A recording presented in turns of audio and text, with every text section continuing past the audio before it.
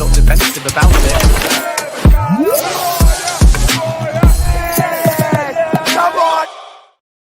Yes, people, what's happening? Welcome back to the channel. Welcome back to another live stream, and welcome to all your latest Chelsea news.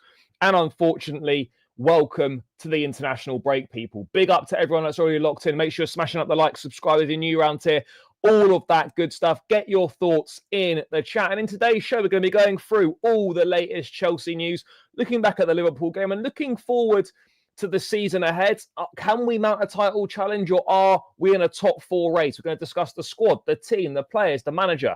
Loads and loads to get into. So please make sure you get your thoughts in the comments, people. And what a weekend it was. I'd be lying if I said I expected it, because I don't think I did expect it. Even though I predicted a 2-1 win, that was more, perhaps slightly more weighted in hope rather than genuine feeling. But we were able to get the job done. We put in a brilliant performance. And this is the frustrating thing with us, is that when our backs are against the wall, or when, we come up against a top team, or when we need a result, we're capable of putting in performances like that and capable of beating any side in the world on our day in a one-off game. It's just the one thing we're missing is that consistency over 38 games. So this performance against Liverpool was absolutely, I'd say, our best performance of the season, quite comfortably, hands down. I thought we were excellent. We weren't like outstanding. Oh my God, I was blown away by what I saw. But we played very well. We made Liverpool look extremely ordinary. We targeted their weaknesses. We exploited them, and we got our rewards for doing so.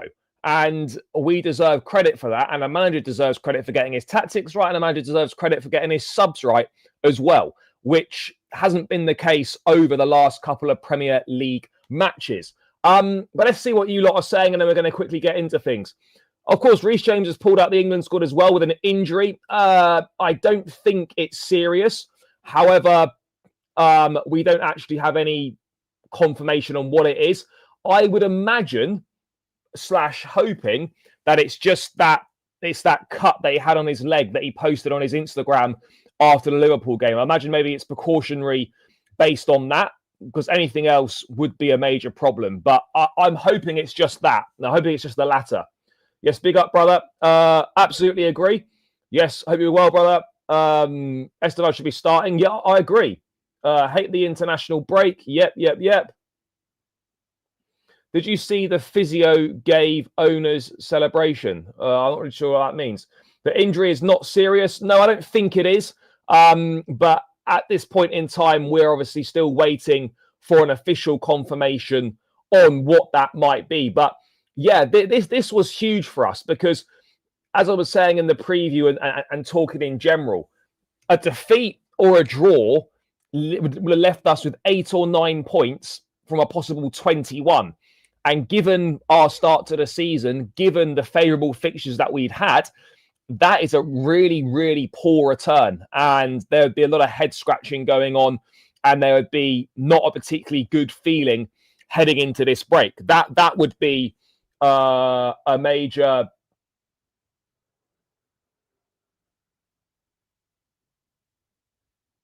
No, I'm not saying that name again. It would have left us in a very difficult position, and it would have left us really already at this stage of the season scrapping for a top 4 position. But that last minute goal from Estevao is absolutely crucial, and it could be pivotal in the season. And I know that sounds mental at the start of October to be talking about something being a pivotal moment in October, but it really kind of felt like that. We were backs against the wall. No centre. We were playing sort of 4th or 5th choice centre backs. We finished the game with the Reece James and Hato centre back partnership. We didn't really. Who else were we missing? We had no Cole Palmer, and we had Malo Gusto playing in midfield as well. And we rose to the occasion. The performance was our best of the season, as I said, and we've put ourselves in a position where we didn't give up. There seems to be a bit more of a mentality instilled into this group now, a winning mentality. Now that we've tasted success last season in terms of 2 trophies, there seems to be a winning mentality within the squad and a never say die attitude to just keep going, keep going, keep going. And that is exactly what we did, you know, to keep going like that in the 95th minute, getting up the pitch, you know, Cucurella bombing down that left-hand side, brilliant pass from Fernandes, Cucurella across the box, and Estevao to slide in at the back stick, you know, to have that awareness, to have that positioning, to get in front of Robertson, to run there and beat him to the ball. Fantastic. And I would agree with Energy Donk here. It was a mature performance, and it's not the sort of level of performance that we've come to expect on a regular basis from us so far. This team, I don't think, I wouldn't say, look, I don't think experienced is necessarily the right term. We need 2 or 3 top quality players. That's what we're missing. And I've said this before, you know, 2 or 3, it always feels like every window we're 2 or 3 away. And that's the most frustrating thing. 2 or 3 away players. Every transfer window that closes, like we're always 2 or 3 away. And that's the frustrating thing, because there's a core basis in this team that is there, that is ready to go and fight, ready to go and compete. But we're just not quite at that level yet. Oh, yes, big up, brother. Good to see you. What a game, what a result into the international break. Bring on Forest. Yeah, I agree. The only downside is that there's an international break and we can't keep that momentum going. But I suppose the good thing about the break is that it gives us a chance to recoup and some of these injured players that we've got. So we'll have a Chalobah back. We'll have a Fofana back. We'll hopefully have Cole Palmer back. You know, we can sort of see that injury list shrink down. Reece James needs rest. Yeah, look, he does. I've got no issues with him pulling out of the England squad, providing it's not anything serious. And unfortunately, right now, we don't know whether it's serious or not. And that's what we are clearly waiting to find out. I think Hato should be a centre-back instead of left-back. No, I don't think so. Look, he started as a centre-back at Ajax, and then when Francesco Farioli was there, he didn't think he had what it took to be a success at centre-back long-term. So he switched him to a left-back, and he's done very well there. He can still play centre-back, but the reason he was signed was to be a left-back. We need to keep playing with this energy. Yeah, we do. And this is the thing. We need that consistency. It's all very well getting yourself up for the big games, but you've got to deliver in the games that against the smaller sides, against in the less glamorous games. Those are the ones that really count. You know, those are the ones that really count. And we've so far shown that over 38 games, we still don't have the level of consistency required to compete in a league. I don't think Caicedo pulled out. He just wasn't called up. The Ecuador boss mentioned this before the Liverpool game, that it was unlikely to call him up, given he'd been in a bit of physical discomfort so far this season. And that's a big bonus as well, with Caicedo not going on the break, with João Pedro not going, with Reece James not going as well. Argentina's only playing friendlies. Yep, they are. I mean, the World Cup qualifying process has finished for South American teams, so it's very much just a case of they're playing some friendlies. So yeah, it's annoying that Enzo Fernandez is gone, but you know, there's not much we could really do about it. The Recoup and rest will do the squad some good. I agree. Yeah, Woodshedders, I agree. There'll be something, mate. I'll tell you what we've not heard for a while. Mate. We haven't had any news on an ownership rift, have we? Because I remember this time last year, October international break, we had that big news about Bowley and Eghbali essentially hating each other. And then we've heard nothing about that ever since. So, yeah, an interesting one, to say the least. But yeah, I'm sure there'll be some sort of news waiting to be generated. There'll be something. There always isn't there. There always is. Really good game. Hopefully we can keep it up. A few are back. Yeah, I agree. Yes, big up. Hope you're good. Utter nonsense. There's no way at all that that's happening. I can sit here and feel pretty safe to say that that's a load of nonsense. 100%. I don't buy into that for one moment. The only striker that will arrive in January, if a striker does arrive in January, is we'll just bring forward Emmanuel Amiga's arrival. That is the only thing that I can see happening striker-wise in January. Anything else right now is basically just made up shit. I'd love Ivan Toney to arrive at Chelsea, but we need to understand and we need to be realistic that simply isn't happening. That simply is not happening. Will we bring a centre back in January? I don't know. I think it depends on injuries and whatnot.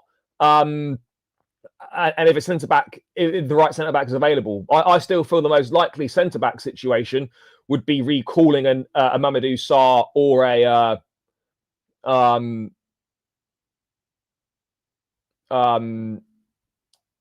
or an Anselmino. Well, I don't see it.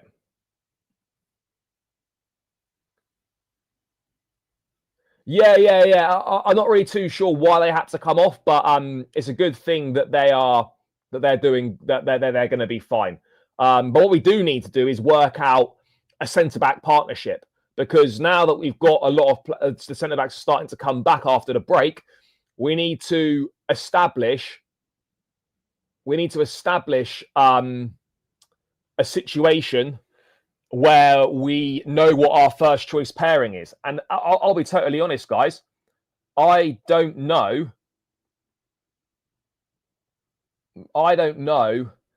what the best pairing is right now. And that's something that Enzo Maresca has got to work out. I think, for me personally, does Guiu / Pedro pair for the Forest match?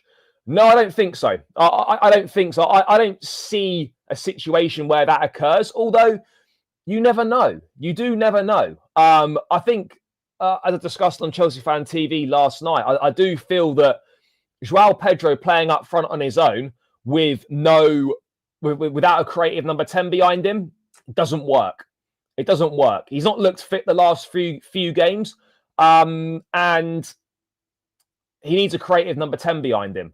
And so, look, you could have a situation where he does play Guiu against Forest, and you have João Pedro in the 10, depending on whether Cole Palmer's back or not. But if Cole Palmer's back and fit, then if you play a Cole Palmer behind the João Pedro, that's going to get much more out of Pedro. And so that's what we need. If you're going to play João Pedro as a 9, you've got to get a creative number 10 behind him.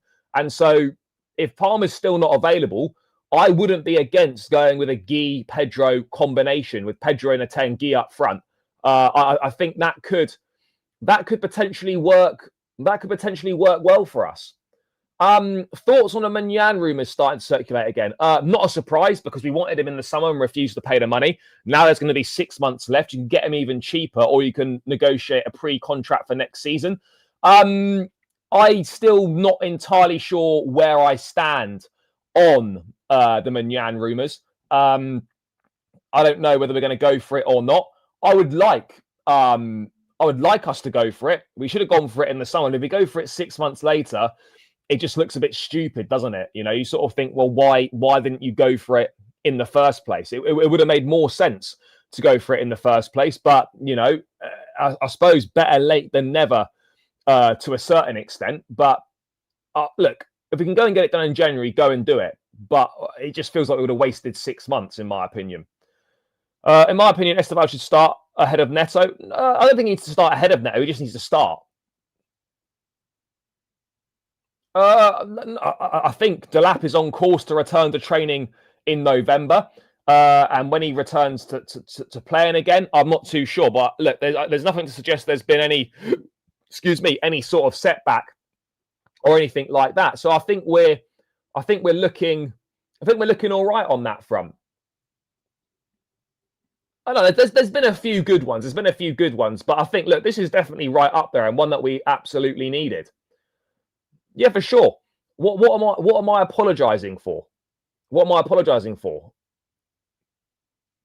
No, he had a decent game against Man United, and I praised him for that. What do I need to apologise for? You know, this idea that you've got to apologise for things is ridiculous. Yeah, Fofana wasn't. I don't have an agenda against him. I'm not really sure where people are getting this from. Not really sure where this is coming from, to be perfectly honest.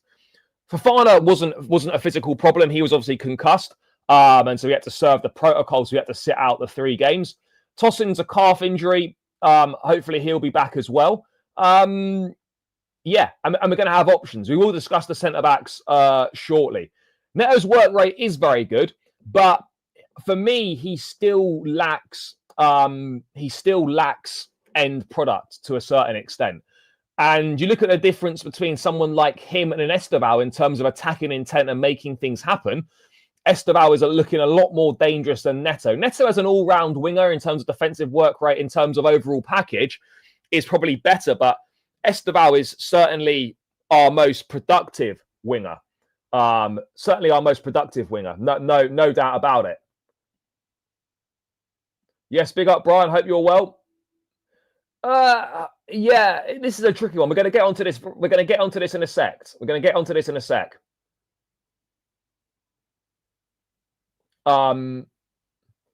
Is Wayne Rooney? Is Estevao the most impactful 18-year-old since Wayne Rooney? It's tough, isn't it? I mean, what Rooney was doing at 18 was absolutely mental. I mean, look, is Lamine Yamal 18 yet? You'd have to say he is probably ahead of Estevao, but Estevao will be in certainly top 5. But yeah, no, I wouldn't say he's the most impactful since Rooney, because I think Lamine Yamal obviously is doing a madness as well. 100%. Let's look into this, guys. Do you think without the Club World Cup games we would be competing with that higher? Look, I think without the Club World Cup games, if we didn't go to the Club World Cup, I agree. I think absolutely we would have more points on the board, and we'd be closer to the top of the table, and we would have less injuries. I don't think there's any doubt about that a lot of our injuries are occurring or have occurred because of a lack of break and because of our excursions at the Club World Cup. I don't think that's a ridiculous thing to say whatsoever. Let's bring up the Premier League table and let's have a look where we are sort of at the international break in October. We're only 7 games in. There's still a long way to go. But it's always good to take stock of where you are at. So this is the Premier League table after 7 games. Let me bring it up on screen now. So that win yesterday, we needed it. That was just our 3rd win of the season in the league from 7 games. You know, it was so important to get that win. So we sit 5 points off the top behind Arsenal, and we're 4 points off second, and we're 3 points off the top 4. So we're in a position now where we've put ourselves right back in the mix. Again, you still can't really pay too much attention to the table, in my opinion, until at least another 6-7 games. You've got to be looking at like 10 or 15 games, in my opinion, before the table really starts to take shape. But I am a bit disappointed we're not on, realistically, chat, we should be on 15 points. We should be on 15 points. We should have held on against Brentford. That would have been 2 more points to 13. And we should have beaten United. Realistically, chat, we should be, and this is ifs and buts, and football doesn't work like that. But we should have beaten Man United, and we should have beaten Brentford. That's 6 more. That's, how many more points is that? 5 more points. We'd be joint top of the table right now. And that's what we should have, and that's where we should have been, chat, if we hadn't have made the mistakes that we'd made. Brighton, without the red card, was looking like a straightforward win. Man United should have been a win, and Brentford should have been a win. There's an alternative world where we are 2 or 3 points clear at the top of the table after 7 games. And in the grand scheme of things, that doesn't really matter too much, but it just goes to show football's all about fine margins, and poor decisions have cost us early doors in the season. You look at what we're capable of doing. Well, I mean, hopefully he's still there. There are rumours circulating he could get the boot already. So hopefully he's still there because that would, Postecoglou would be, if he's still there, it would be absolutely ideal. But I don't know if that is going to be the case or not. But I really hope he is still there because that would help us out significantly. But then you've also got to factor in that at some point they are going to win a game. At some point, teams don't keep losing every single week.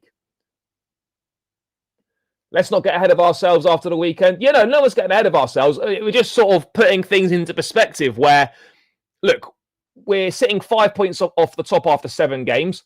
It's not a total disaster. You would like to be closer to the top. In reality, we should have been closer to the top. But I still believe that we can mount a challenge. Now, what does a challenge look like? That's the main thing. What does a challenge look like? I mean, people in the chat, let me know. What do you think a title challenge looks like from a Chelsea perspective? What is that? What does that look like? Does that look like we finished 15 points off the top last season? For me, I think it's realistic to think, right, let's get ourselves 10 points or less from the top of the league. I don't think over a 38-game season to close the gap by 5 points, to reduce the gap to the title winners by 5 points is an outrageous target to have. Liverpool are no great shakes. They'll get themselves together and they will improve. But they've shown they've got a vulnerability to them. They've shown that obviously they're struggling to gel these players in that they signed. I'm not saying we're going to win the Premier League or anything like that. I'm fully aware we are not winning the Premier League this season. But I said at the start of the season we'd come third, and I still don't see why we couldn't come in the top 3. There's plenty of games left. We will get better, but we will also lose a lot more games. I'm under no illusions, chat, that we will lose we will lose a few more games. No doubt about it. We will absolutely lose a few more games. I think we've got to be looking at doing better in certain situations, but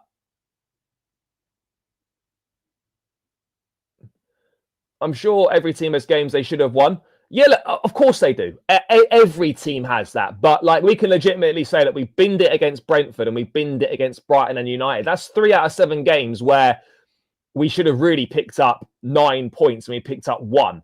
We should have really had 7, to be honest. We should have had 7 out of 9 in those 3 games. For that title winners don't draw to Brentford, we haven't lost too many games already. We've lost 2 games. If you're going to win a Premier League, which we're not at the moment, but if you are going to win a Premier League, you're looking at, I don't think you can lose more than 5 games, maybe 6 at an absolute stretch. What else is being said? Bro, top 3. We can absolutely finish top 3. I don't think that's an outrageous thing to say. I'm not really too sure why people think top 3 is ridiculous. I don't really think why top 3 is a ridiculous thing to say. I think Maresca's still learning about his formations. Yeah, he probably is.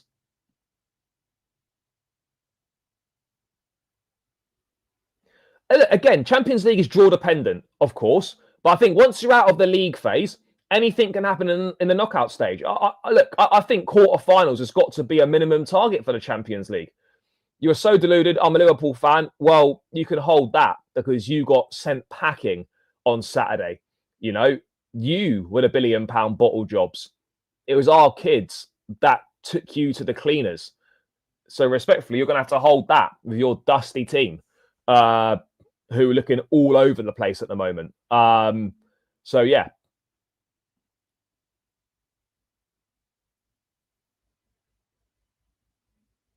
Yeah, it's mad. Look, in terms of writing off, I don't think any Chelsea fan thought we'd win the league this season. So to say that we're not going to win the league is not a ridiculous thing to say. A top 3 finish is absolutely doable. It's doable for sure, but it's going to require us to have decent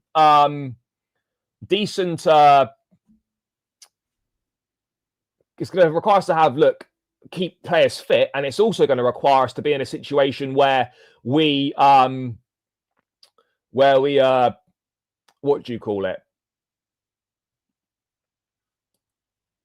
Where we put a run of consistency together. Injury, but I think it's just the cut on his leg that he posted on his social media after the Liverpool game. It looked quite deep, but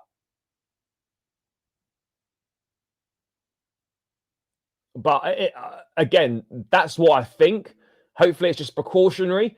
But at the moment there's no official confirmation on what it is. Hopefully it's just precautionary, and is that cut on his shin. He played through it, maybe just a precaution. But again, we haven't heard for sure whether it is that. So there's always a slight worry. Yep, and that was the most.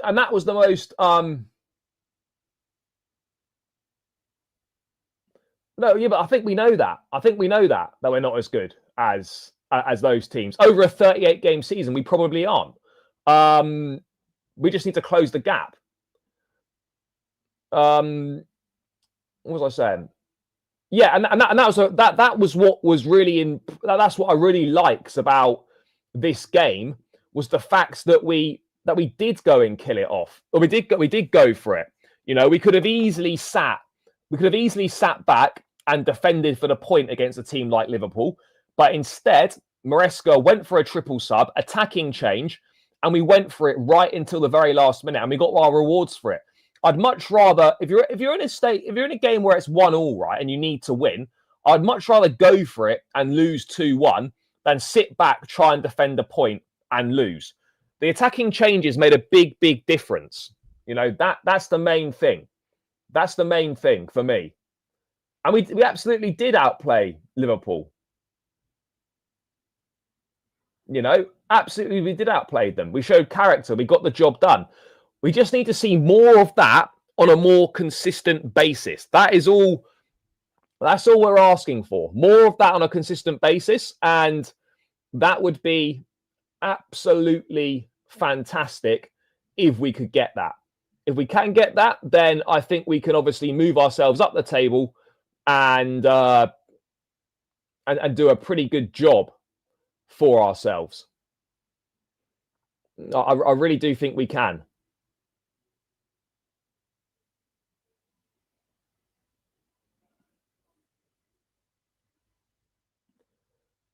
No, we've got the depth. We haven't got quality in depth. But I don't think top 3 is outrageous.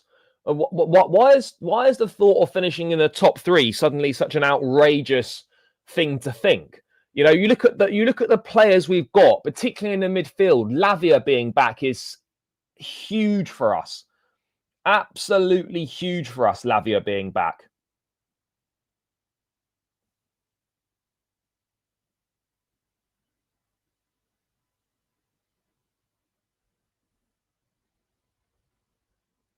Absolutely massive. Do you know what the great thing about Lavia is, right, chat? Did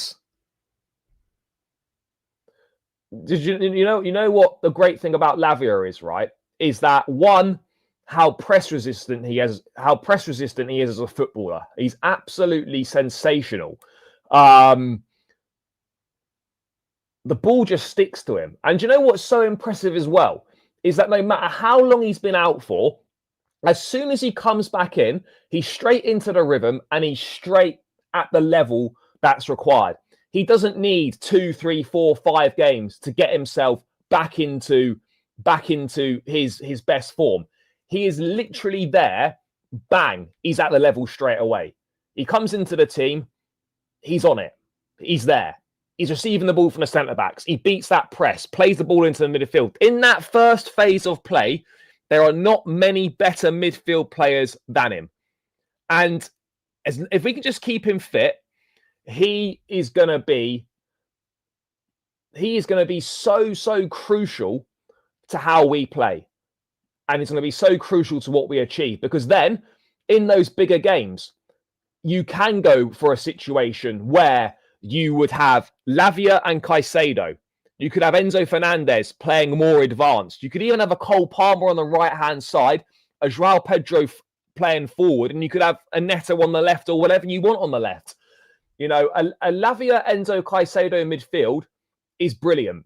It's absolutely outstanding, chap. And we just haven't seen it on enough occasions. We haven't seen it on enough occasions. And that three, or the Caicedo, Enzo, Palmer, you know, with the midfield combinations we've got, it's not outrageous to say that Chelsea have got the best midfield in the Premier League. It's not outrageous to say that at all. I know people might think, oh my God, that's a major overreaction. I don't think that's a major overreaction at all. I don't think it's a major overreaction at all to say that Chelsea have arguably got the best midfield in the Premier League. Is that a ridiculous thing to say? I don't think it's a ridiculous thing to say at all. I don't think people aren't scared of saying it. I think it's just being realistic. You know, I think it's just being realistic. Do you really not think we stand to be up there? No, I think we can contend, but it depends on what your definition of contend is. You know, that's the main thing. We contended for the first half of the season last year, and then we fell away. Do I think we're going to be in a situation where we're within 5 points of the top of the... Do I think the 5-point gap between us and the top of the league right now is still going to be 5 points at Christmas? It's hard to tell, but given our consistency issues in the past, you would maybe suggest not. But I feel positive, you know. And look, we're not going to win the league. We need to make that very clear. But I don't see why we can't potentially put a challenge together.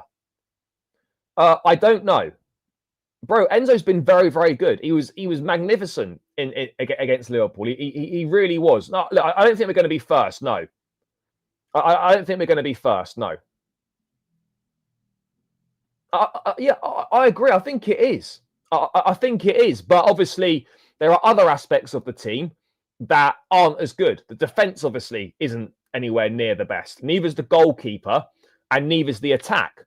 So we've really got like 1/3 of the team that's at a top level.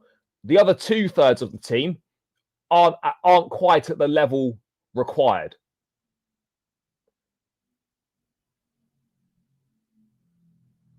No, I don't think we'll be first, no. Bro, everyone would love Chelsea to win the league. And you always have a belief in football. But if you're asking me, are Chelsea winning the league this season? I'm going to tell you no. And that's not being negative.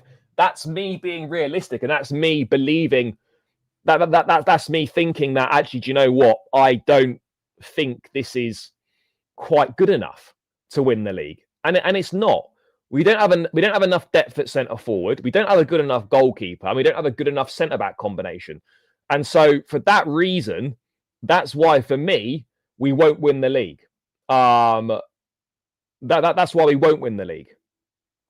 You know, I really do think it's quite simple. By the way, guys, make sure you're smashing the like button. Please subscribe if you're new around here as well. We're edging ever closer towards 19K. Every new subscriber really helps. So guys, smash these likes, get them up. Get them up towards 100, guys. We're on 54. Let's get this up to 100 likes ASAP. So if you've not smashed the like button, make sure you do. The algorithm is still shafting people. It's the international break. So let's get these likes up, chat. Let's get these likes up. It's free and it takes seconds to do. So make sure you run it up. And of course, subscribe if you're new around here. But let's get it done.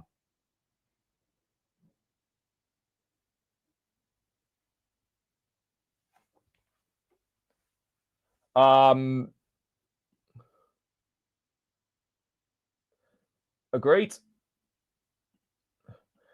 It's tough. It's tough. I'd like to say yes, but we have to also acknowledge that Arsenal are obviously in a much better position than us at this point in time. You know, we also have to acknowledge that. But I'd like to think so. It does, but I don't think there's a situation where we would see something similar like that happening again. I don't think it's necessarily possible. Yes. Big up to David. Make sure you're smashing the like button, guys. No, no. I didn't expect us to win the Club World Cup. I thought we could potentially do something, but I don't think many Chelsea fans actually seriously thought that we could go and win the Club World Cup.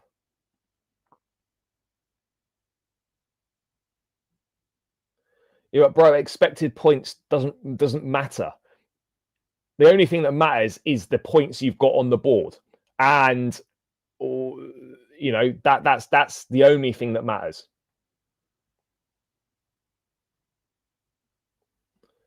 I mean, I'd rather have Maresca because he actually wins things. So yeah, I would rather have Maresca because he's proven that he can win things. He's proven he can win things. So that for me is important.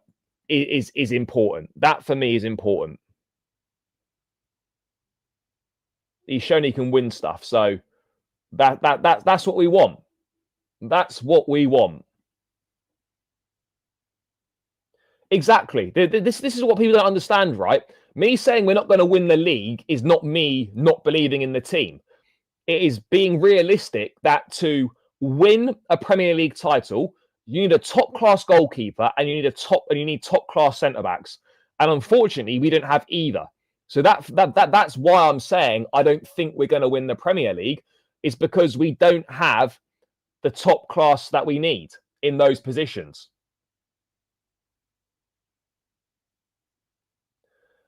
He should be back after the international break. If it's that cut on his shin, which seems like the most obvious reason at this point in time, then he'll be back after the international break and he'll be available for Forest. Obviously, if we hear otherwise it's an actual injury, then yeah, that would be more problematic. But I don't think that's the case. I don't think that's the case. I don't think that's the case.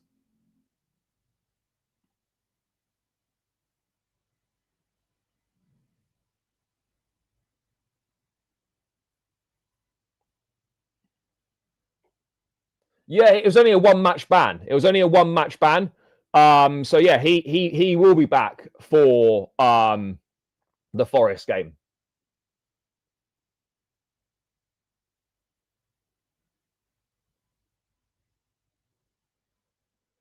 Look, I think let's take small steps.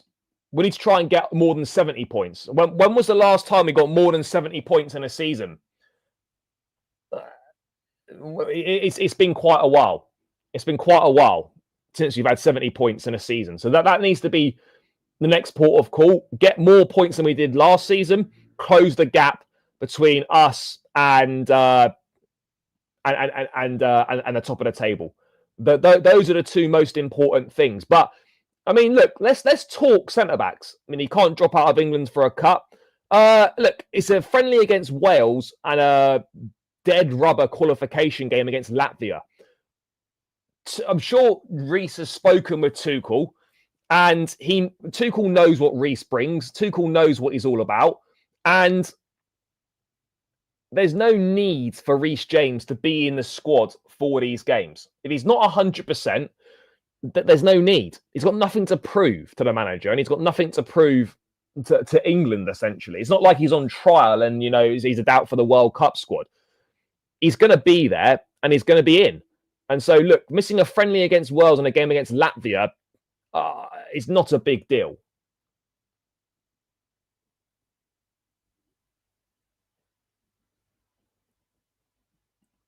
Look, the gap was 15 points last season, and Liverpool weren't pushed at all. Other teams do have issues, but again, I'll come back to it. Centre backs and a goalkeeper. For me personally, I don't think you can win a league with the centre backs and a goalkeeper that we've got. You know, that's the reality.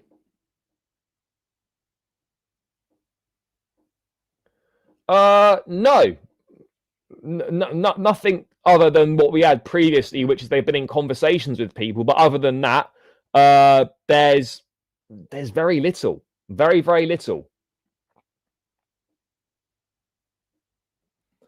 Yeah, that was exactly it. Nothing to do with the fact that we totally outplayed you from minute one, and you offered absolutely nothing. But it's all because you were adapting. You know, this idea, right? This narrative that's coming out is such garbage. about Premier League champions spent over 400 million, and now they're getting a media narrative and a narrative from Liverpool fans that they're in transition. How can you be in transition after winning a Premier League title and spending 400 million pounds? Just got to affirm it that your team is shit at the moment, and that's what it is. It will absolutely get better, but right now you're poor. You're struggling to adapt to the new signings you've made, but you're not in transition. And the manager's got to fix up, and the players have got to fix up.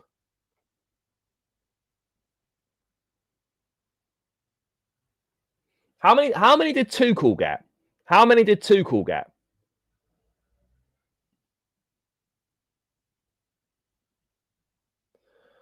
I mean, it's still close between Arsenal. I think a lot of people are sleeping on City as well. I think a lot of people are sleeping on City. They're literally 3 points off the top, and they're looking good. They've got Erling Haaland, who is looking in the best form he's ever been in, and they've got Donnarumma,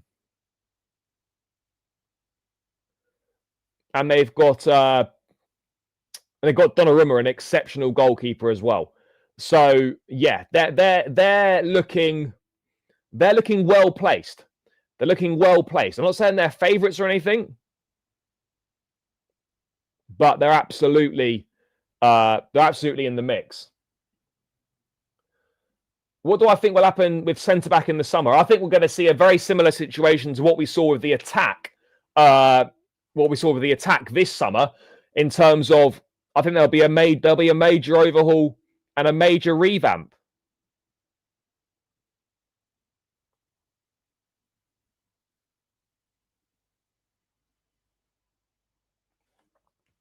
You know, I think three, in my opinion, 3 out of Chalobah, Badiashile, Tosin and Fofana, I think 3 of those 4 will be gone.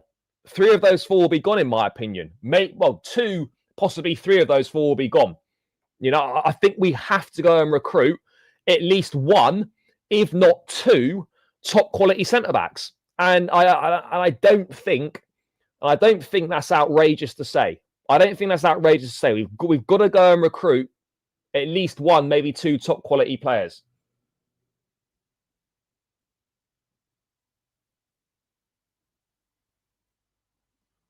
We've got 72. Right, okay, so we've got 72. Yeah, they have. Obviously, because they've got match winners and moments players in their team, they have been able to grind out results. But again, that's not sustainable, and that doesn't last forever. So yeah, that is obviously problematic. Not in their current form. They don't. No, in their current form, no. If they're playing anywhere near their best, absolutely. You know, but Wirtz is not better than Cole Palmer. Isak right now is not fit and he's playing terribly. So right now, no. At his best, obviously Isak starts for Chelsea. But right now, I'm not taking either of them in their current form in the Chelsea team.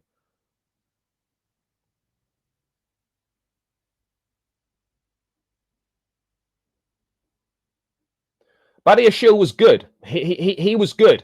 But again, he's one that needs to stay fit because there's an opportunity now for him to establish himself as part of the first team, as part of the first team partnership. There's an opportunity for him to do that, a big opportunity. So I'm hoping that we see that from him. I'm hoping we see that. I really am.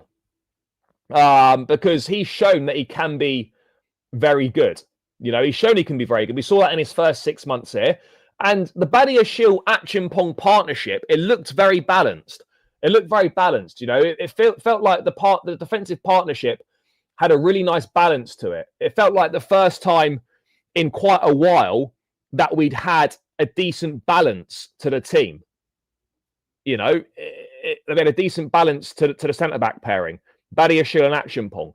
Now, Badiashile, I think, starts on that as a left centre-back. Right now, for me, is Badiashile and Achempong the best partnership going forwards for the duration of the season? because we cannot be in a situation where we're chopping and changing the centre-back pairing every week. Goalkeeper and your two centre-backs, you need that locked in. Week in, week out, most weeks, well, that's obviously what week in, week out means, but obviously, you need that centre-back pairing locked in. You need it locked in. Hato, for me, I'm not counting as a centre-back. He can play centre-back, but he's in the team for as an alternative to Correa. That's what he's in the team for. So I'm looking for a situation where we are requiring balance there, a left-footed centre-back in Badiashile. For me, if Fofana can get anywhere near his best, then going forward for this season, at least until Colwell's back, I think you've got to look at a Fofana-Badiashile partnership as being the best. I think you need to look at a Fofana-Badiashile partnership as being the best. But again, it could be tricky, could be problematic. I mean, guys, chat. What do you think it should be the partnership going forward this season? Do you think Badiashile and Josh? Do you think it should be? Do you think Chalobah should be in there? Do you think Fofana should be in there? If I had to pick now, I would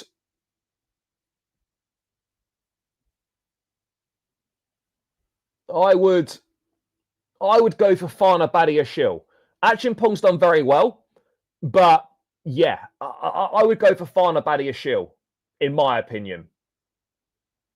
No, Hato was bought to... Yes, yeah, exactly. He was bought to be back up to Correa, basically. Yeah, and we need that kind of player. We need that kind of player that can do that. Badiashile and Chalobah. I still feel, though, Fofana's our best defender. Fofana's our best defender. I get it, you can't rely on him because his fitness has not been brilliant since he's been here, but yeah, for me, yes, I think we need to be looking at what do we need to be looking at? Fofana Badiashile for me. You know, I think those two would complement each other well. By the way, guys, keep smashing the likes. We're 66 likes. Let's get this up to 100 likes ASAP. Keep smashing that like button, people. It's free. It takes seconds to do. And it needs to be run up. It needs to be run up. So make sure you're doing that. Make sure you're doing that, guys. Yeah, I agree. I agree. Fofana and Badiashile, yeah.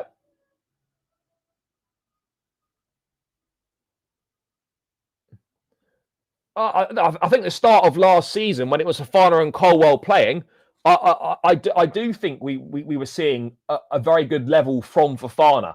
And so if you can get back to that, I think he should be playing. I think it should be Fofana and Badiashile, in my opinion. I haven't got a problem with Achempong playing. Tosin is a rotation piece. And I think Chalobah, as much as I like Chalobah, he is also a rotation piece. Although him alongside a Fofana, or maybe him alongside a Badiashile, might not be a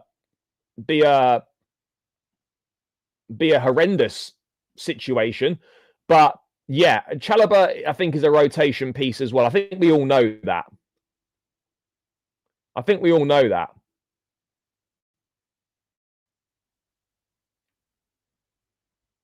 I think we know that.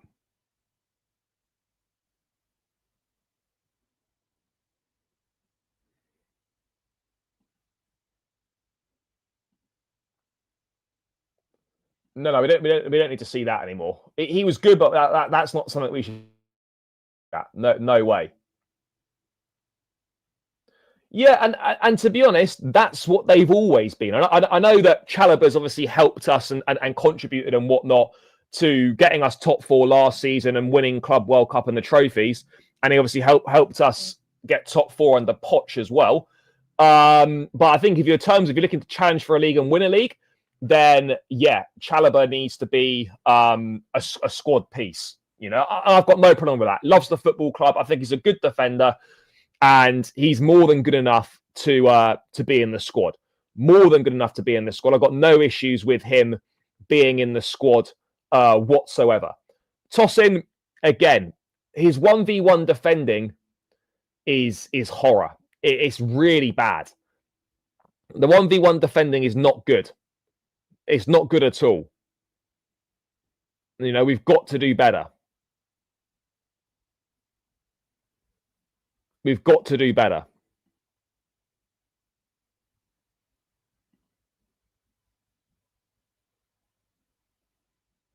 You know, we have to. But yeah, it's a tough one. But I think you have got to go for final Badiashile and then stick with it. Stick with it, because there's nothing worse than chopping and changing your centre-back partnership. Nothing worse. Because he's not a centre-back. That's why. You know, let's stop doing this. We're not putting Reece James as a regular at centre-back. That was purely for in an emergency situation. That was a precaution, emergency situation. So yeah, there was no need. There was no need for that. There was no need for that at all. No need for that at all. Yeah, I think we will as well. I know he's obviously really good mates with Palmer. I know he's a bit of a leader around the dressing room, a senior figure. I wouldn't be surprised if he left in the summer, personally. But again, it depends if he's happy to be a squad piece. If he's happy to be a squad piece here, then is that a disastrous option to have? As Tosin as like a third, or as Tosin as maybe a fourth choice centre-back? I don't think that's ridiculous. I don't think Tosin as a fourth choice centre-back is ridiculous. I mean, is that outrageous? I don't think it is. I don't think it is at all. Look, obviously Palmer grimaces a little bit when he gets picked up and sort of rubs his groin or whatever, but look, I don't think it's a major concern. I don't think it's like, oh my God, it's added like 2 or 3 weeks onto his recovery time. Obviously, it's not optimal. Obviously, it's not ideal. But I don't think it's a major cause for concern. Let's put it that way. I do not think in any circumstance that it's a major cause for concern. So yeah, let's see what happens with that. But hopefully Palmer back after the international break. That would be ideal. Yeah, look, the pressing was good. But again, you need more than just pressing. You need more than someone just running about.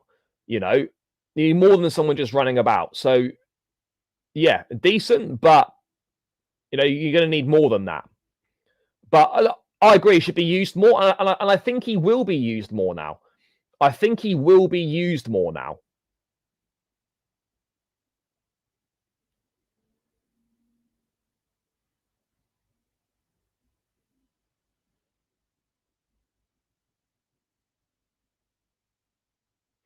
You know, I think we will.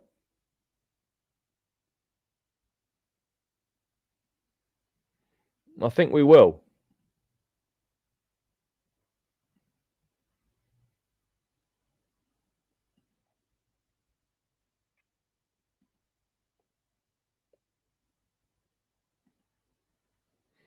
So we'll see.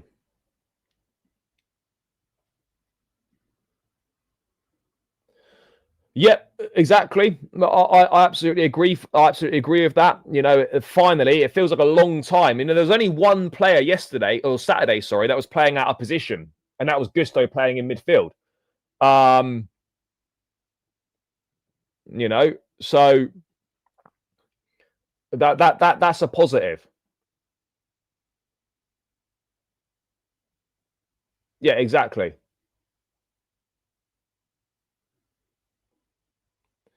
No, but he might have been hitting the balls or something, or look again, or it might have just been at a weird angle. Look, I don't know what it is, but I don't think it's something to be majorly concerned about. Yes, big up, brother, big up.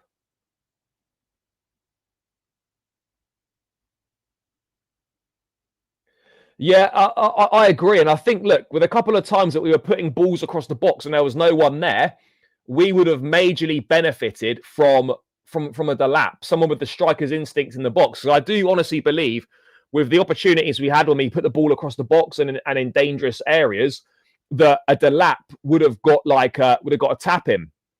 Like a Delap would have got a tap in. And maybe a couple of tap-ins. Maybe a couple of tap-ins.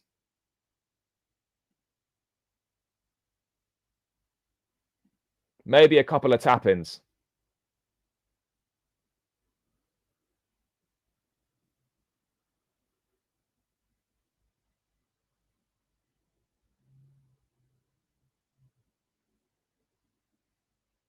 You know, that's the main thing.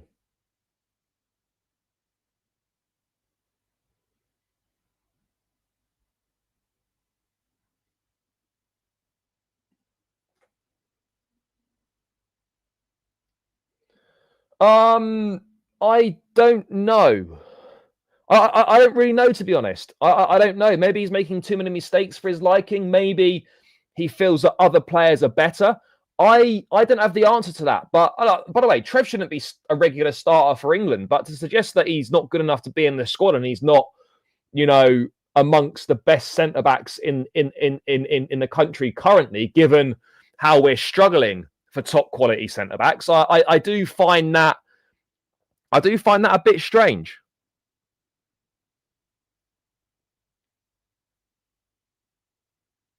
I do find that a bit strange.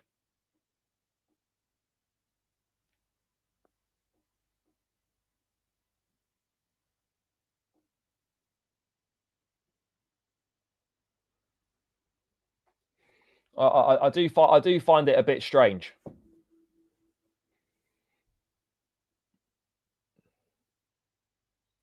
Yeah, I agree. We do still lack a presence in the box or like an actual out and out striker instinct. We do still lack that.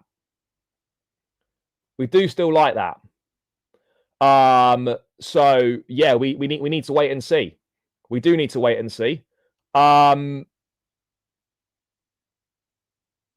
No, I don't think so. No, absolutely not. I don't believe that to be the case for one instance. Not at all. I mean, some people might think that, but yeah, I really don't see that being the case whatsoever. I really don't. I really don't, chap. And I think anyone that does think that is maybe reaching a bit.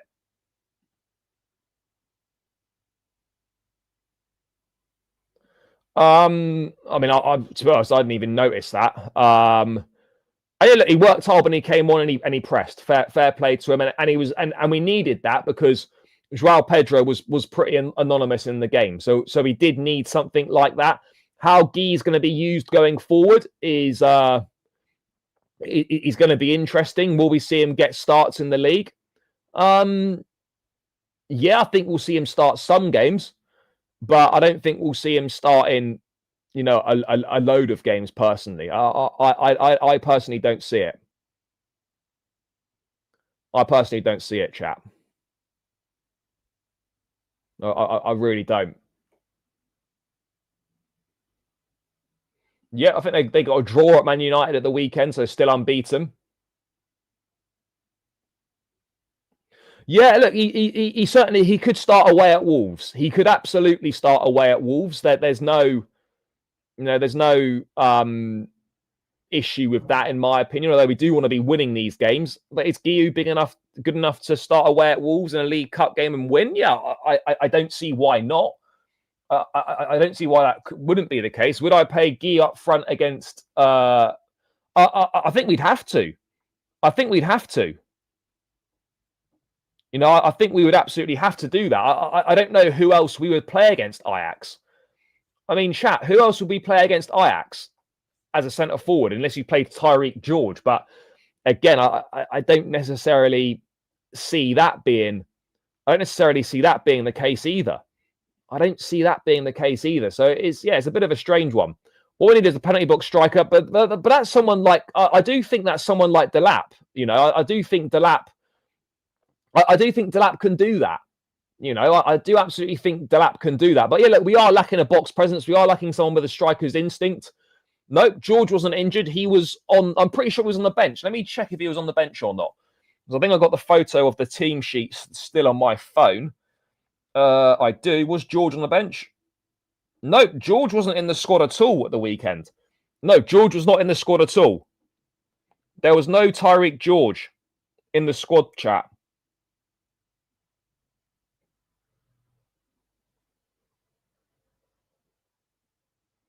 No Tyreek George in the squad chat.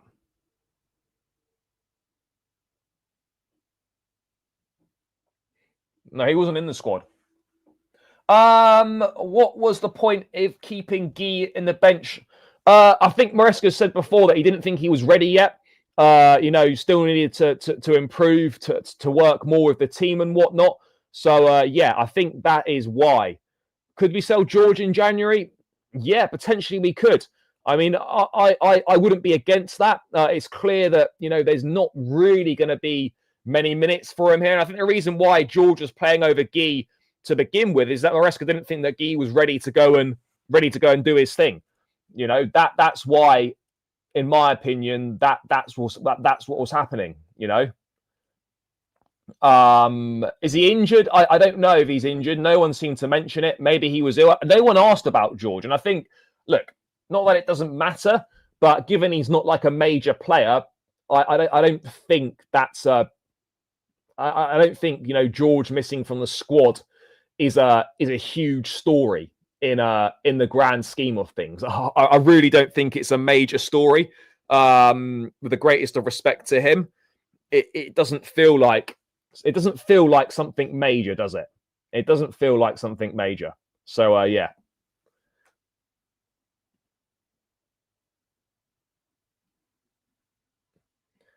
Yeah, but it's because Pedro's not an out nine. He doesn't really have that that full striker instinct, chap. And that's the thing. And we've seen it again. He needs a creative 10 behind him, but he's not really that sort of penalty box striker.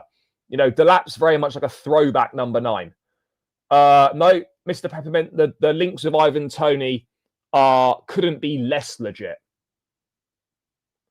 Are we going to go for centre back this January after the performance? I don't see us going for a centre back in January. Unless the right player's available at the right price, we won't do it.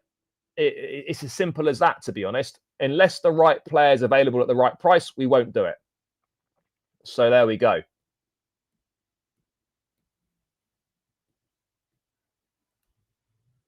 Simple as that.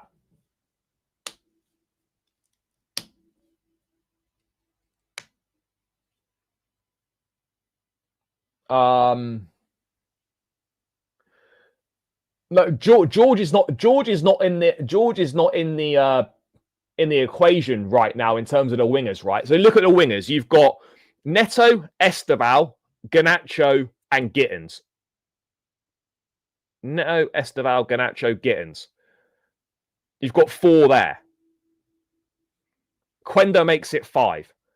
You don't need 5 wingers because Cole Palmer can also play wide, as could João Pedro. So to make room for Quenda, someone out of Estevao, Neto, Gittins, and Garnacho would need to go. Now, Estevao's not going. So you're looking at Neto, Garnacho, or Gittins. One of those 3, in my opinion, will need to leave to make way for Quenda. Who's that going to be? You would most likely, and I don't think this is right, but most likely you would maybe think it would be Neto that would be sold. But possibly, though, if you look at whoever doesn't have a good season out of Garnacho and Gittins, maybe it'll be one of them that is sold, potentially. By the way, guys, keep smashing up the likes. We're just shy of 100 people in the building. We're only on 76 likes. Get this up to 100 likes ASAP. So please smash that like button. Subscribe if you're new around here. All of that good stuff. Make sure you're doing that, chat. But get these likes up. Get these likes up, people. We're on 76 likes. Get this to at least 80. Come on, chat. This is poor so far. Let's keep it stepping. What's missing right now is a top goalkeeper, a top centre-back, and I still think we need another striker. Bro, those links are not true. No, Quenda's not a wing-back. He's a right winger. He played wing back for Amorim in that system, and one of the major reasons that he picked Chelsea over United was because he didn't want to play wing back, and that's what he was going to be used as. That's what he was going to be used as. So that's why. That's one of the major reasons he chose us.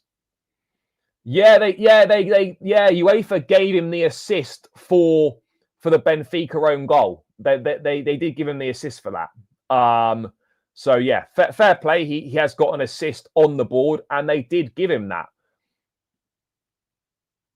Yeah, look, Gittins was positive when he came on. You know, he played with a bit of intent, and that's the best he's looked so far. But it's quite a low bar, and we need to see that. You know, we need to see that, bro. There's no way Quenda's going to Strasbourg. Quenda's already playing at a higher level with Sporting Lisbon than he is than would be at Strasbourg.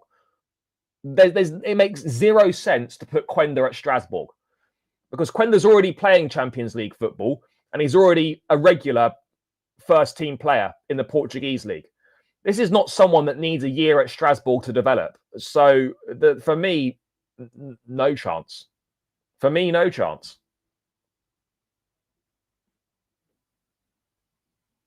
Look, I don't know. They might do, you know, if they don't. By the way, I'm not saying that Gittins is going to be sold, but I think to make room for Quenda, in my opinion, it'll be one of Garnacho, Gittins, or Neto that potentially need to make way because we've got too many players. We've got too many players in those positions. That's the point that I'm making. Yeah, and look, whether it'll be Neto or not, the reality is that the team does keep changing every summer, and it shouldn't be like that. But that is the unfortunate reality. That's the unfortunate reality of the situation, chat. It's the unfortunate reality that we face. Well, he starts on the right ahead of Estevao. I'm not sure if he does. I'm not sure if he does. Yeah, Lavia can absolutely get in the starting 11. No, look, Gusto in midfield wasn't crazy. Lavia wasn't fully fit to start, and there was no Andre Santos.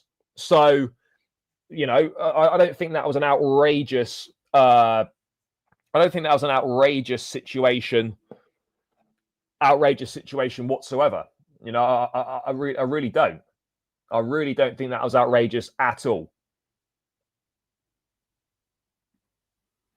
I mean, look, let's wait and see. Let's wait and see. Look, I mean, look, in Quenda and Estevao, we have got two of the best young wingers in world football at that age. Two of the very best. Possibly two of the best three. It would be Lamine Yamal, Quenda, and Estevao, I think, are the top three 18-year-olds in world football in terms of that attacking position on the right, on the wing. You know, they are probably the three best in world football in that age group, 100%. You know, I don't disagree with that at all. Don't disagree with it at all.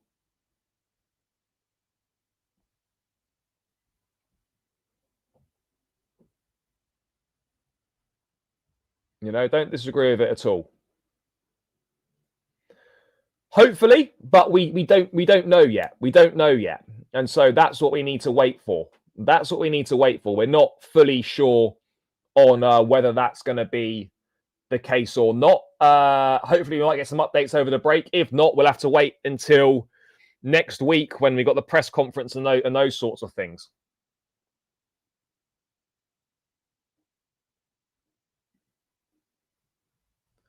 Bro, respectfully, Roger Fernandez is playing for Al Ittihad in Saudi Arabia at the moment. I don't think Roger Fernandez is better than Quenda. I don't think he is. I don't think he is better. Yeah, exactly. As CISO says, get the likes up. We're on 85. Chat, we should be able to get this to 100 likes. Come on, people. Run it up, run it up, run it up.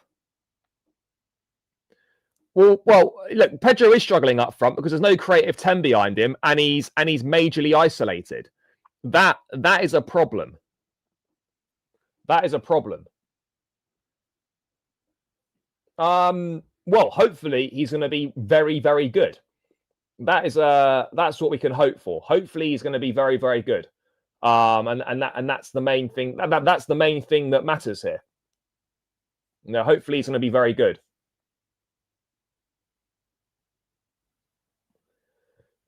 Well, I've got no idea. I mean, Estevao's been here 2 minutes, and Palmer is just starting his 3rd season. So look, there's a long, long way to go before we can sort of start drawing any conclusions about that sort of thing.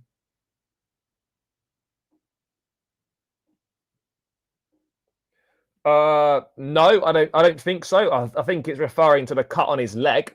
But there's been no report suggesting it's anything else. So yeah, let's wait and see. Let's wait and see. But no, I don't think it's anything major whatsoever. I really don't. Yeah, he's outstanding. He's very, very good. Look, he plays with a fearlessness. He's direct. He gets you off your seat. He makes people excited. Yeah, absolutely. All of the above. All of the above he does. And it's great just to have an exciting player, somebody who's direct, somebody who plays on the front foot, someone whose first thought is to always drive the ball forward. Those things are really important. Really, really important, chat. Those things are very important. So let's hope that that continues to be the case. Let's hope that continues to be the case, people.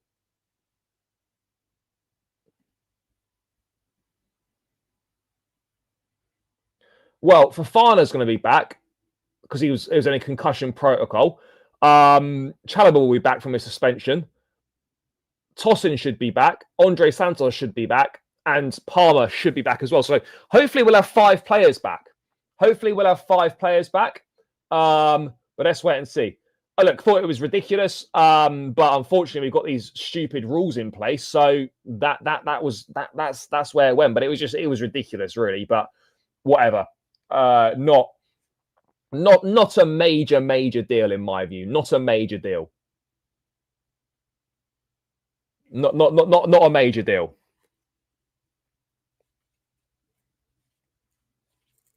That's kind of really as simple as that in my view. Not a major deal. But yeah, obviously he'll be off the touchline for the Forest game.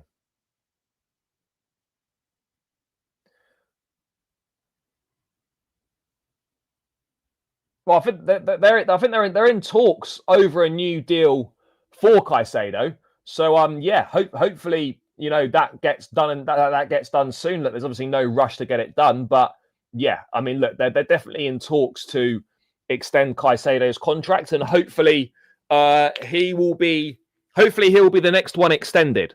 Hopefully he'll be the next one extended. That's what we're looking for. But look, ultimately, we know that contracts don't really mean much.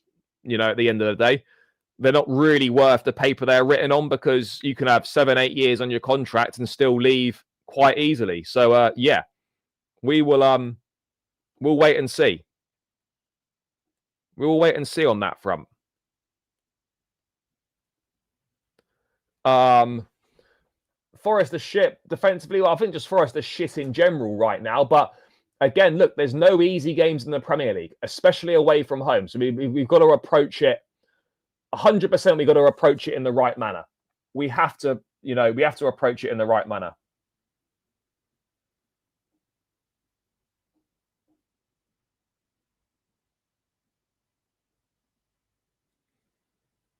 I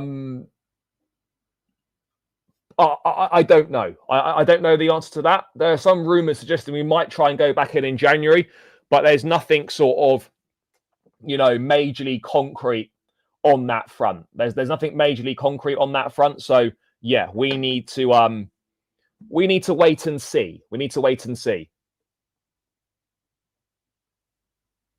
No, nothing on the front of shirt. I've got absolutely no idea what's going on with the front of shirt situation. yeah, it's not a good look for the club. It's obviously not a good look for the club at all. But yeah.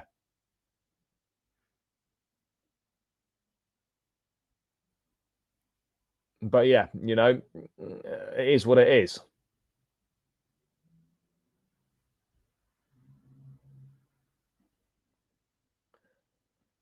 It's something that could be explored. It's something that could be explored, but yeah, we don't know for certain. But it's something that could be explored.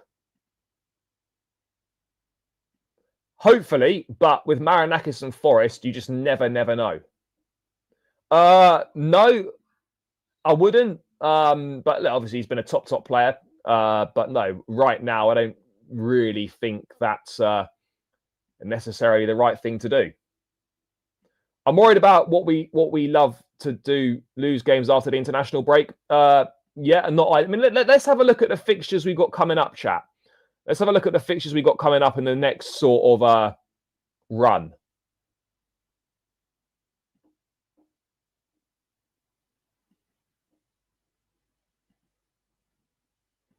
Right, so let's look at what we've got coming up, people. Let me bring this up on screen now. No, Kadeem, there's no the Ivan Toney stuff is bollocks. There's no need to get any sort of excitement about that. So what we've got here is Forest. Then we go and play Ajax at home. Then it's Sunderland. Wolves in the League Cup. Spurs away. Qarabağ away. Wolves at home. So if you look at that, right, you would think 3 points against Forest. I know it doesn't work like this, but you think 3 against Forest, you should be getting 3 points at home to Sunderland.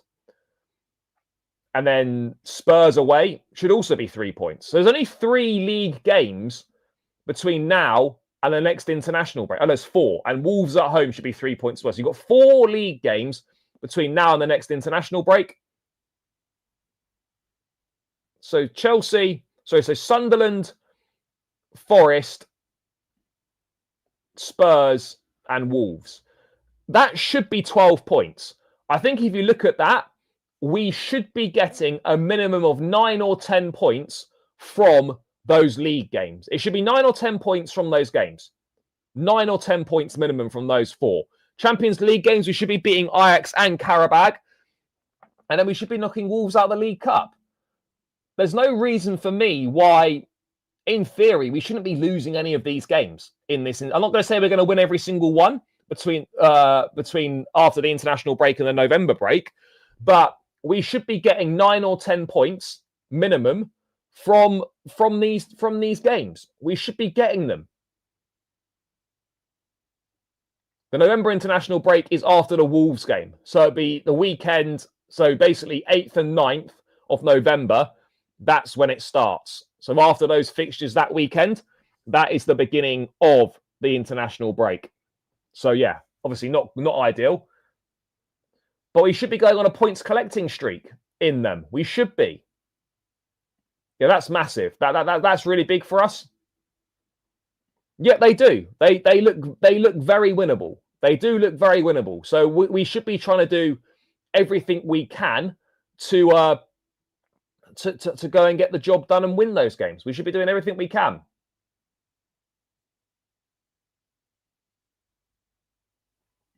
Yeah, but that's the problem. You know, we lack consistency, and you wouldn't really fully trust us to go on that sort of run. You wouldn't really fully trust us to go on that sort of run. But let's see. Let's see. But look, that next run is all it's all very winnable games. All, you know, games that aren't particularly tough. Look, Spurs away. Spurs are much better under Thomas Frank, but given our record against Spurs, you should be expecting a win. Wolves and Sunderland at home, you know, you should be expecting wins there as well. So, yeah, I don't have a major issue with this. You know, you look at these next games, and out of 12 points, it should be 10. It should be 10 minimum. It has to be 10 minimum. It really does. Yeah, we do need that. It's a different Spurs, but it's still Spurs. You know, it's still Tottenham. And we, generally speaking, always beat Tottenham. So I don't think there's anything major to worry about on that front. But yeah, look, we need to get players back from injury, and we just need to make sure we don't suffer any further setbacks on the injury front. That's also important. You know, that's also important. Also very important.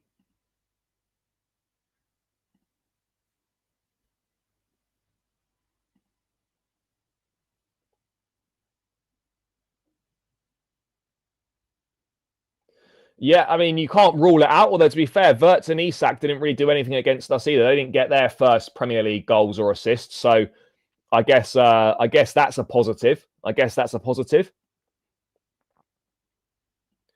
The reason why Pedro's not looking good up front, for me, are two reasons. One, he's not fully fit. And secondly, he's not got a creative 10 behind him and he's isolated. You know, that's why he's struggling. But yeah, obviously, yeah, we do need the lap back.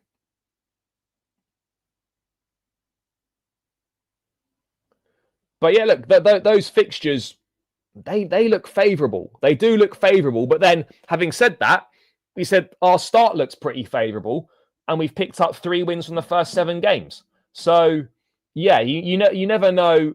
You do never know what you're going to get. You just never know what you're going to get. But yeah, let's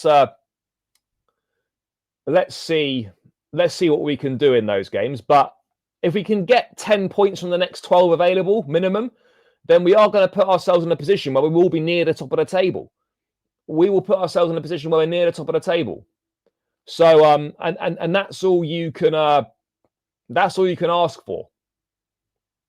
Yeah, I think that's also a very fair point. I think that's also a very fair point that we do struggle in games we're expected to win. I agree. What do you think about signing Yildiz? Look, I think he's a top player. Do we need him? Probably not. No. So, and I think it costs an awful lot of money, and I don't see us really pursuing that deal. I don't see us pursuing that deal.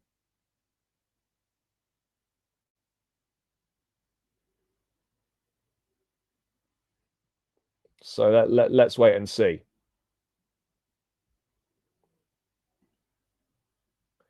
No, I don't think he's injured. He's pulled out of the England squad, but I presume it's because of the cut on his leg that he posted on social media after the England game. Sorry, after the Liverpool game.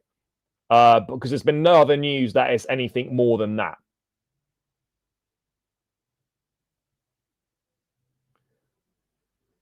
But yeah, look, the next 4 league games, we should be aiming for 12 points. And 12 points, in my view, is very, very doable. Guys, we're 8 likes away from 100. Make sure you're smashing that like button. It's free and it takes seconds to do. So run it up, run it up. 7 likes to go. Keep subscribing as well if you are new round here.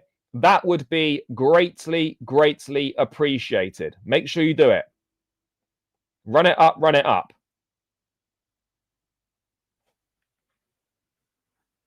Let's get this to the 100 likes, chat. Smash that like button. 7 likes left. I agree. This is what I said at the start of the season before it started.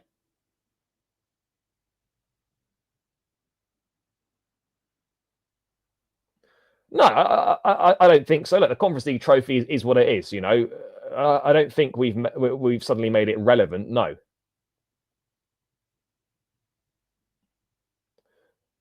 Look, we're not going to get Yildiz.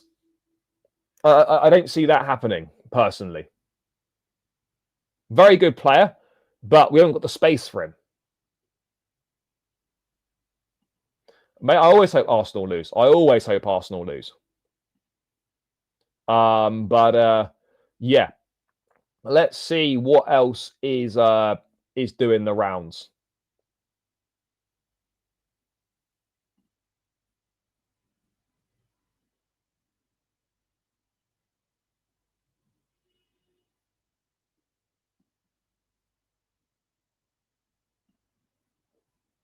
Let's see what else is happening.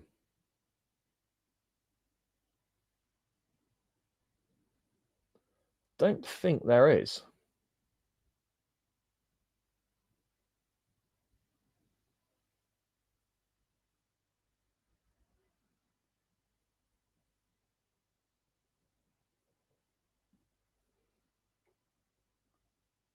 No, Ivan Toney loan in January is not happening. Not happening.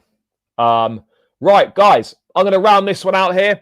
Big up to everyone that's tuned in. Appreciate each and every single one of you, as always. Please smash that like button on the way out. We're 5 likes away from 100, so let's get that done on the way out. So smash that like button. Subscribe if you're new around here and you haven't done so already. We're heading ever closer to 19k. Let's keep pushing, guys. So smash the like, subscribe. I'll be back tomorrow. We've got some collabs coming this week. Yeah, lots to look forward to. Other creators coming on. We're filling the international break of content. So I'll be back tomorrow with the first in a new series of the season so far. So make sure you join in for that. 2 p.m. tomorrow, guys. Smash up the like, subscribe. Enjoy the rest of your Monday afternoon. And as always, up the Chelsea, and we're out. Love.